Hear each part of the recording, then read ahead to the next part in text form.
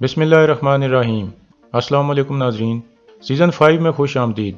पहली किस्त के आगाज़ में काय कबीले का मंजर सामने आता है। 10 साल का अरसा गुजर चुका था। काय कबीला सोगत में आबाद हो चुका था। अरतुल साहब अपने करीबी साथियों के साथ मरकजी खेमे में मौजूद थे। बामसी कहता है, मेरे सरदार, हमारे आदमियों ने खबर दी है कि कुछ मंगोल सरहद के करीब चहलकदमी कर रहे थे। तुरगुत कहता है, वो गलीज कई सालों से सुल्तान के कुछ आदमियों के साथ मिलकर गंदे खेल खेल रहे हैं। अब ये यहाँ क्यों आए हैं सरदार? हकीम आर्तो कहता है, उनके आने की लाजमी कोई वजह है। अर्तुल कहता है, कोज़ेदाक की जंग के बाद से रियासत पर उनकी गिरफ्त है। वो अनातोलिया की हर तरफ हैं और लोगों के लिए बहुत से मसाइल पैदा कर रहे हैं। इन ज़मीनों को हमने अपनी तलवारों से फतह किया है। इनकी खुशहाली के लिए हमने सख्त मेहनत की है। सोगत अनातोलिया का दिल है। जब तक दिल आज़ादी और इंसाफ के लिए धड़कता रहेगा तब तक उम्मीद बाकी है। आर्तुक साहब, मंगोल ये बात अच्छी तरह से जानते हैं, इसीलिए वो हमारे दिल को निकाल कर यहाँ बर्बादी करना चाहते हैं। बामसी कहता है, उनको आने दें सरदार, हम एक शीशा पिलाई हुई दीवार की तरह उनके सामने खड़े होंगे इंशाल्लाह। अर्तुल कहता है, एहतियाती तदाबीर ले लो। ये वाजह है कि वो कबीले में आए बगैर वापस नहीं जाएंगे। इतने में कबीले का ढोल बजता है। कबीले के लोग हैरानगी से दाखिली रास्ते की तरफ देखने लगते हैं। एक काफिला दाखिल हो रहा था। कुछ जख्मियों को लाया जा रहा था।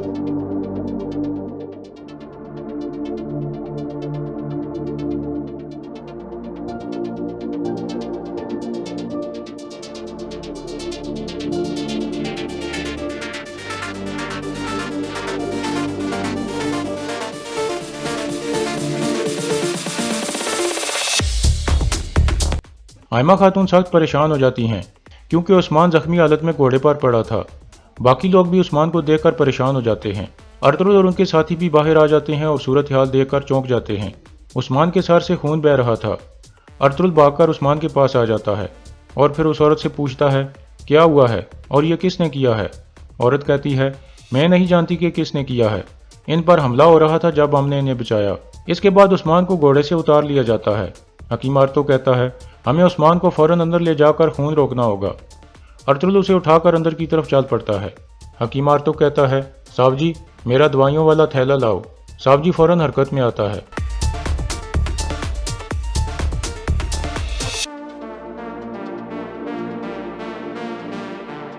जख्मियों में कुछ और लोगों को भी लाया गया था। अर्तुल उस्मान को उठाकर खेमे में ले आता है। उस्मान बेहोश था। फिर हकीम आर्तो उस्मान का इलाज शुरू कर देता है। कुछ मायना करने के बाद वो कहता है, सांसें चल रही हैं लेकिन खून बह रहा है। फिर हकीम आर्तो खून रोकने की कोशिश करने लगता है। तुरगत और बामसी बाहर के हालात देख रहे थे। एक जख्मी आदमी नीचे पड़ा था। तुरगत बामसी से पूछता है, ये औरत कौन है? बामसी कहता है, पता नहीं, ये फरिश्ता है या शैतान। अंदर उस्मान का इलाज चल रहा था। हकीम आर्तो कहता है, मैं उस्मान के जख्म पर टांके लगा दूंगा, इंशाल्लाह ये जल्द अपने पैरों पर खड़ा हो जाएगा। अर्तुल कहता है, इंशाल्लाह। आयमा खातून अल्लाह से उस्मान की सेहतयाबी की दुआएं मांग रही थीं। इसी दौरान उस जख्मी आदमी का भी इलाज चल रहा था। उसके साथ एक लड़की और एक बच्ची भी थी। तुरगत भी उनके पास खड़ा था। एक औरत उस आदमी के जख्म पर पट्टी बांधकर बाहर चली जाती है। फिर तुरगत उनके पास बैठकर कहता है, मुझे अफसोस है जो हुआ है। वो लोग आपसे क्या चाहते थे? जख्मी आदमी कहता है, मुझे नहीं पता, उन्होंने हमें पकड़ लिया और लेकर चल पड़े। इसके बाद एक मंजर सामने आता है जब उनको पकड़कर ले जाया जा रहा था। इस दौरान वो लड़की पूछ रही थी, आप हमारे साथ ऐसा क्यों कर रहे हैं? आप क्या चाहते हो? एक आदमी कहता है, यह सवाल अपने बाप से पूछो। उस लड़की का वालिद कहता है, मैं नहीं जानता कि ये क्या कह रहे हैं। यह सुनकर एक आदमी उसे कोड़ा मारते हुए कहता है, द्रैगोस तुम्हारा मुंह खुलवा लेगा, फिर हम देखेंगे कि तुम कौन हो। लड़की पूछती है, द्रैगोस कौन है बाबा? आप हमसे क्या छुपा रहे हैं? लेकिन उसका वालिद कोई जवाब नहीं देता। इसके बाद दोबारा काय कबीले का मंजर सामने आता है जहाँ वो आदमी जख्मी हालत में पड़ा था और तुरगत को कहता है, मेरे ख्याल में वो हमें गुलामों के तौर पर बेचने के लिए ले जा रहे थे। तुरगत पूछता है, और आप कहाँ से आ रहे थे? वो आदमी कहता है, हम निकाया में अपने रिश्तेदारों के पास जा रहे थे। इसके बाद दोबारा पिछला मंजर सामने आता है जहाँ एक आदमी कह रहा था, हम यहाँ कुछ हराम करेंगे। इसके बाद वो सब वहाँ रुक जाते हैं।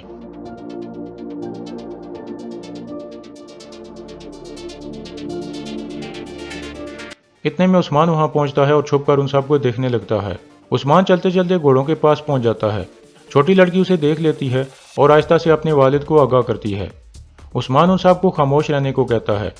इतने में उस्मान वो रस्सी काट देता है जिसके साथ वो बंधे हुए थे और उन्हें भागने का इशारा करता है। वो तीनों उठकर भागने लगते हैं, जबकि वो आदमी भी उन्हें भागता हुआ देखकर उठ खड़े होते हैं, लेकिन उस्मान उनके सामने खड़ा हो जाता है।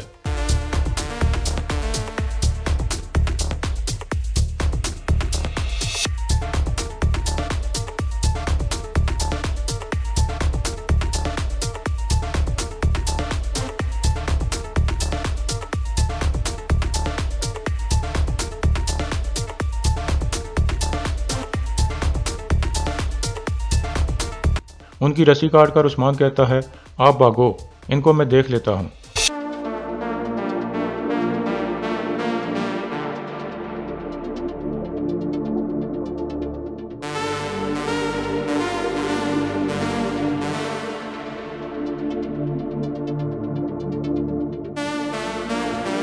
उन आदमियों का कमांडर कहता है, तुमने गलत आदमियों से पंगा लिया है बच्चे, तुम मारे जाओगे। उस्मान कहता है, तो आओ फिर देखते हैं कि कौन मरता है।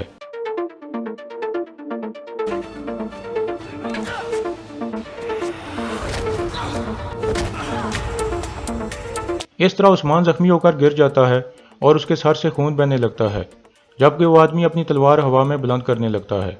इसके बाद दोबारा काय कबीले का मंजर सामने आता है। उस्मान को कबीले लाने वाली औरत अर्तुल के खेमे में पहुंच जाती है। उस्मान का इलाज चल रहा था। हकीम आर्तो को उसके जख्म पर टांके लगा रहा था। इतने में वो औरत कहती है, अर्तुल साहब, मुझे इस वाक़े का अफसोस है। अर्तुल एक तरफ आकर उससे पूछता है, यह वाक़या कहाँ पेश आया और आप क्या जानती हैं? औरत कहती है, यह वाक़या तुरना पहाड़ी पर पेश आया है।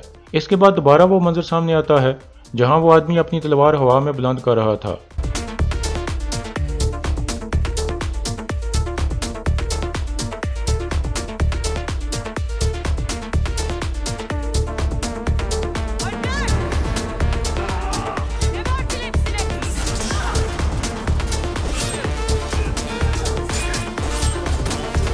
इसके बाद वो औरत उस्मान को जख्मी देखकर उसकी तरफ बढ़ती है। दूसरी लड़की उसे बताती है कि इस बहादुर बच्चे ने हमें उनसे बचाया है। औरत उस्मान को कहती है, थोड़ा हौसला करो, मुझे बताओ कि तुम कौन हो। उस्मान रुक रुक कर बताता है कि मैं अर्तुल साहब का बेटा उस्मान हूँ। यह कहकर वो बेहोश हो गया था। इसके बाद दोबारा अर्तुल के खेमे का मंजर सामने आता है। अर्तुल पूछता है, वो जख्मी आदमी कौन है? औरत कहती है, उसका नाम थियोकुलस है। जहाँ तक मुझे समझ आई है, डाकुओं का असल हदफ वही था।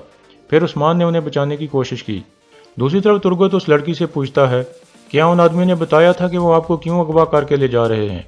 लड़की कहती है, वो एक आदमी द्रैगोस का नाम ले रहे थे। वो मेरे बाबा को द्रैगोस के पास ले जाने वाले थे। तुर्गत कहता है, यह नाम तो मैंने कभी नहीं सुना। फिर तुर्गत कहता है, अर्तुल साहब ने कहा है कि आप जब तक चाहें यहाँ रह सकते हैं, आप आराम करें। यह सुनकर वो लड़की शुक्रिया अदा करती है और फिर तुर्गत बाहर निकल जाता है। दूसरी तरफ अर्तुल पूछता है, वो कितने आदमी थे इलबिलगे खातून? इलबिलगे कहती है, वो 8 आदमी थे। एक आदमी उस्मान के तीर से मरा था। उनकी लाशों को वहीं छोड़कर मैं आपके बेटे को यहाँ ले आई। अर्तुल कहता है, आपने सही वक्त पर आकर मेरे बेटे को बचाया। अल्लाह आप और आपके सिपाहियों से राजी हो। इलबिलगे कहती है, शुक्रिया अर्तुल साहब, लेकिन आपके बेटे की बहादुरी की दाद देनी पड़ेगी। फिर अर्तुल पूछता है, क्या आप उन डाकुओं के बारे में कुछ जानती हैं? इलबिलगे कहती है, मुझे इतना पता है कि वो गैर मुस्लिम थे। वो आम आदमियों के बेस में थे, लेकिन वो सिपाहियों की तरह लड़ रहे थे। इतने में बामसी अंदर दाखिल होता है। अर्तुल कहता है, ये वाक़या तुरना पहाड़ी पर पेश आया है बामसी, फ़ौरन वहाँ जाओ, एक एक करके लाशों को चेक करो, पता लगाओ कि वो कौन थे और क्या चाहते थे। यह सुनकर बामसी वहाँ से रवाना हो जाता है। इसी दौरान हकीम आर्तुक ने उस्मान के सर पर पट्टी बांधी थी। दूसरी तरफ जंगल में कुछ आदमी उस हमले वाली जगह पर पहुंचते हैं और घोड़ों से नीचे उतरकर लाशों को देखने लगते हैं। इतने में उनका कमांडर एक टूटा हुआ तीर नीचे पड़ा देख लेता है और फिर उसे उठाकर देखने लगता है। उस पर काई कबीले का निशान लगा हुआ था। यह देखकर वो आदमी कहता है, काई वाले, लानत हो। तो थियोकुलस उनके पास है। मैं द्रैगोस को इस वाक़े के बारे में कैसे बताऊंगा?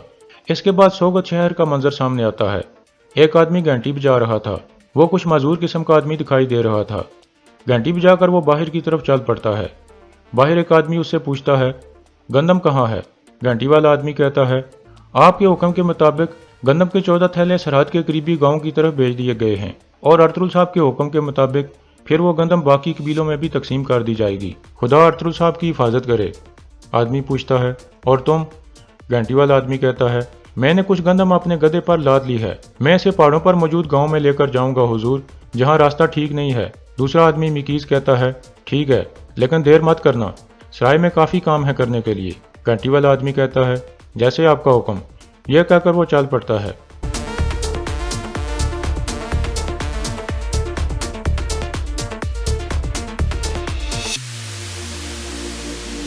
दूसरी तरफ जंगल में बामसी अपने सिपाहियों के साथ तुरना पहाड़ी की तरफ जा रहा था। इसी दौरान घंटी वाला आदमी भी जंगल में पहुंच चुका था। थोड़ी देर बाद बामसी का काफिला उसके सामने पहुंचकर रुक जाता है। बामसी आहिस्ता से कहता है, यह घंटी बजाने वाला आदमी यहाँ क्या कर रहा है? फिर बामसी उससे पूछता है, तुम यहाँ क्या कर रहे हो घंटी वाले? आदमी कहता है, पादरी साहब चाहते थे कि मैं गंदम ले जाकर गांव में तकसीम करूं। मैं तकसीम करके अभी सोगत वापस जा रहा हूं। आप यहाँ क्या कर रहे हो? बामसी कहता है, तुमने किसी मशकूक शख्स को देखा है? आदमी कहता है, मैंने किसी मशकूक शख्स को नहीं देखा कमांडर बामसी। आप क्यों पूछ रहे हैं? बामसी कहता है, यहाँ करीब ही एक वाकया पेश आया है। अगर तुम कोई मशकूक चीज़ देखो तो हमें इतला देना। आदमी कहता है, जैसे आपका हुक्म कमांडर बामसी, खुदा हमें शैतानों से बचाए। बामसी कहता है, तुम ज़्यादा देर यहाँ मत रुकना, वरना वो शैतान तुम्हें भी निशाना बना डालेंगे। तुम पहले ही काफ़ी मजूर हो। यह कहकर बामसी आगे बढ़ जाता है। काई कबीले में अर्तुल पूछता है, आप कौन है खातून? औरत कहती है, मैं चौबान कबीले से हूँ। मैं अपने बाबा के हुक्म पर कुछ चीज़ें खरीदने के लिए यहाँ आई थी। हम रात को मेहमान खाने में ठहरेंगे और कल सुबह वापस रवाना हो जाएंगे। इतने में उस्मान होश में आ जाता है। यह देखकर सब खुश हो जाते हैं और अल्लाह का शुक्र अदा करते हैं। अर्तुल पूछता है, क्या तुम ठीक हो उस्मान? उस्मान कहता है, मैं ठीक हूँ बाबा, आप परेशान ना हो। हकीम अर्तु कहता है, अगर शाम को ये कहे कि मैंने शिकार पर जाना है तो आप हैरान मत होना सरदार। यह सुनकर सब हंसने लगते हैं। फिर अर्तुल कहता है, आप बताओ उस्मान, तुम वहाँ क्या कर रहे थे और तुमने क्यों खुद ही डाकुओं से लड़ना शुरू कर दिया? उस्मान उठते हुए कहता है, मैं उन बेगुनाह लोगों को बचाना चाहता था जैसे आपने मेरी वालदा को बचाया था। इन खातून की मदद से हमने तमाम डाकुओं से निपट लिया। अर्तुल कहता है, इल्बिलगे खातून, मैं आपके एहसान का बदला नहीं चुका सकता। आज शाम को हमारी एक ज़ियाफ़त है। आपकी मेहमान नवाजी करके हमें बहुत अच्छा लगेगा। इल्बिलगे कहती है, यह हमारे लिए एक शर्फ है, हम यकीनन इसमें शिरकत करेंगे। फिर अर्तुल उस्मान को कहता है, तुम बहुत बहादुर हो उस्मान। अगर दोबारा इस तरह की सूरत हाल हो तो पहले अपनी हिफाजत के बारे में सोचना और फ़ौरन अपने कबीले के सिपाहियों को इतला देना। उस्मान कहता है, जैसे आपका हुक्म बाबा। दूसरी तरफ बामसी का काफिला वाक़े वाली जगह पर पहुंच जाता है। फिर वह सब घोड़ों से उतरकर जायजा लेने लगते हैं। बामसी कहता है, सिपाहियों, लड़ाई यहीं पर हुई है। गुनकुत कहता है, हर तरफ खून है कमांडर बामसी। दुमरुल पूछता है, तो फिर लाशें कहाँ हैं? कुछ देर जायजा लेने के बाद बामसी कहता है, लाशों को यहाँ से घसीटा गया है और फिर उन्हें घोड़ों पर लाद कर यहाँ से ले जाया गया है। फिर बामसी कहता है, आप देखना है कि इसके पीछे कौन है। चलो वापस चलकर अर्तुल साहब को आगाह करते हैं। यह कहकर वो सब वहाँ से रवाना हो जाते हैं। दूसरी तरफ बिजांतीनी सिपाहियों का एक ग्रुप एक जगह खड़ा हो जाता है। घंटी वाला आदमी भी उनके सामने पहुंचकर गधे से उतर आता है और फिर उनकी तरफ बढ़ने लगता है।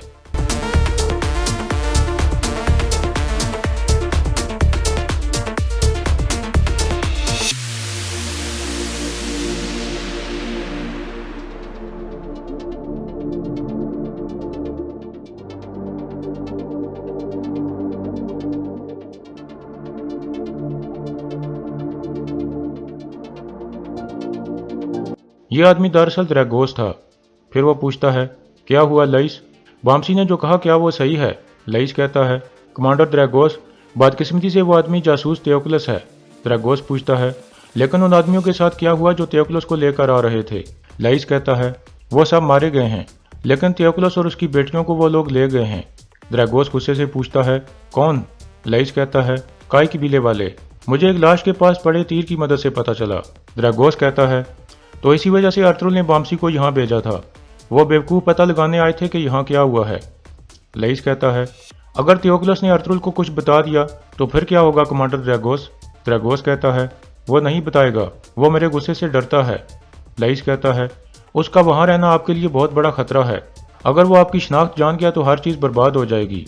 द्रैगोस कहता है, कबीले में एक आदमी को भेजो जो पता लगाए कि वहाँ क्या हो रहा है। किसी मुकामी लड़के को वहाँ भेजना जो कबीले में आता जाता रहता है। फिर द्रैगोस पूछता है, क्या कुस्तुतुनिया से आने वाले जंगजू यहाँ पहुँच गए हैं? लईस कहता है, आज शाम हम एक खुफिया जगह पर मुलाकात करेंगे। द्रैगोस कहता है, अब जाओ, हमें इस मसले से जल्द निपटना होगा। यह सुनकर वो सब फौरन रवाना हो जाते हैं। इसके बाद काय कबीले का मंजर सामने आता है। अर्तुल हकीम आर्तो को सूरत हाल से आगाह कर रहा था। इतने में तुर्गत आकर कहता है, मैंने थियोकुलस और उसकी बेटी से बात की है। थियोकुलस बोल नहीं पा रहा, लेकिन उसकी बेटी ने एक नाम बताया है, द्रैगोस। उनको द्रैगोस के पास ले जाया जा रहा था। अर्तुल कहता है, क्या सोगट में आपने इस तरह का नाम सुना है आर्तुक साहब? आर्तुक कहता है, नहीं सरदार, मैंने नहीं सुना। फिर अर्तुल कहता है, हमें इस आदमी का पता लगाना होगा कि ये कौन है। वो किसी कबीले में नहीं हो सकता, वो सिर्फ सोगत के बाजार में हो सकता है। ज़रूरी एहतियाती तदाबीर ले लें। फिर अर्तुल कहता है, हम सोगत की तरफ जाएंगे। तुम इन लोगों पर नज़र रखना तुर्गत, लाजमी ये कोई अहम लोग हैं। उनको रात की ज़ियाफत पर आने की दावत देना।